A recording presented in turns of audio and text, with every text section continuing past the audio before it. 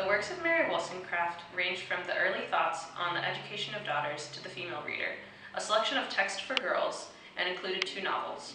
But her reputation is founded on a vindication of the rights of woman in 1792. This treatise is now the first great document of feminism and is now accepted as a core text in the Western tradition. مش ناوي ابلع اكاذيبك الكلام رح يحرق حلقي مش ناوي شرح نواياك خلي لسانك بيفصو خلي الوقت اللي عطيته لك وقته للنفس اللي كنت لك بس قبل ما تقبرني قلي شو كان صاري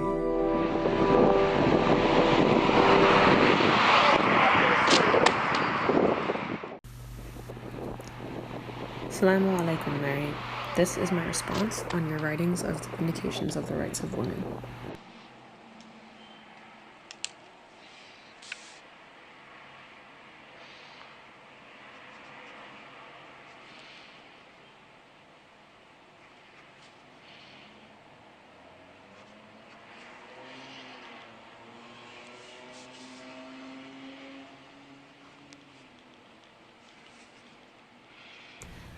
You are the great woman who created feminism, the one who said women must be educated for the betterment of men and their society, the one who said that sex is a vice, it is passionate and foolish, and will lead to prostitution.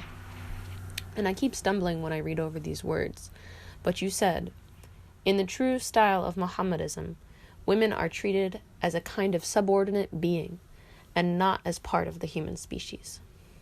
But the faith that I adhere to denies women's souls. I asked my professor why I must read through these words and your bigotry as if it was an appropriate doctrine. And she said, Mary Wollstonecraft is canon.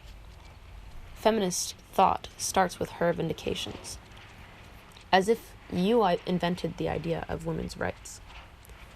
The white feminism that inspired Laura Bush to invade Afghanistan justified to the world on the premise of saving Muslim women.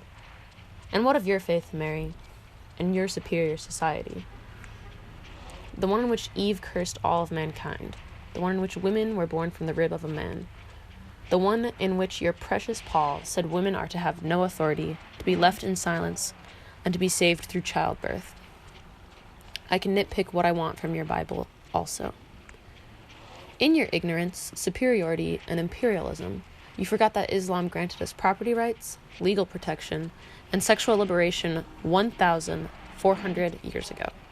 Remind me again, when were you able to control your finances? About 50 years ago?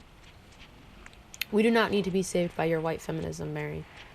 But yes, you are canon. I'm required to read you and all the great things your people gave to my people. It makes me absolutely outraged. I want to be rid of you. I wanted to set your book on fire, the way your people did when they burned down our libraries in Alexandria, Damascus, and Baghdad, and then appropriated our discoveries as if we were too stupid to come up with them on our own. I wanted to watch your words burn on the steps of these imperialist institutions who hold you on the highest of pedestals. But I could not stoop to that level of violence. I thought maybe it would be best to drown you in a lake, or rip your pages to shreds, or throw you out the window, never to be read again. I wanted to so badly. But to destroy your words would be the same violence you employed when you destroyed ours. And I remembered the word Islam comes from the word salam, peace. A verse I read a while ago said, had God willed, he would have made you a single nation, but he intended to test you in what he has given you. Repel evil with good, and they who is your enemy will become your dearest friend. Your oppression will not be the cause of our victimhood. Rather, it'll be the fertile ground from which our resistance can grow. Camera rolling. action. Okay, so I brought Wollstonecraft today because a lot of the shit she says is super problematic, and she's super anti-Muslim and talks about how Muhammad says that we have no souls. So yeah, that's just the whole of white feminism, and it makes me angry. So I'm really glad we're doing this because we can actually read things from like people like us about feminism, and I think that's really important. So thanks for coming.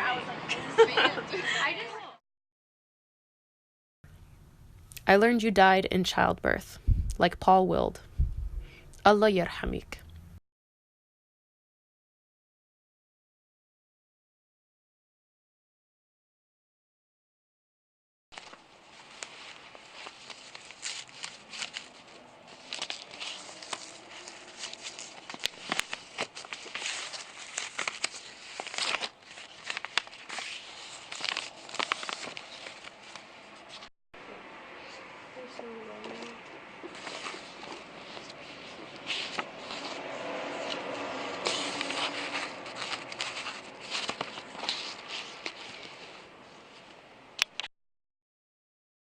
May God have mercy on your soul.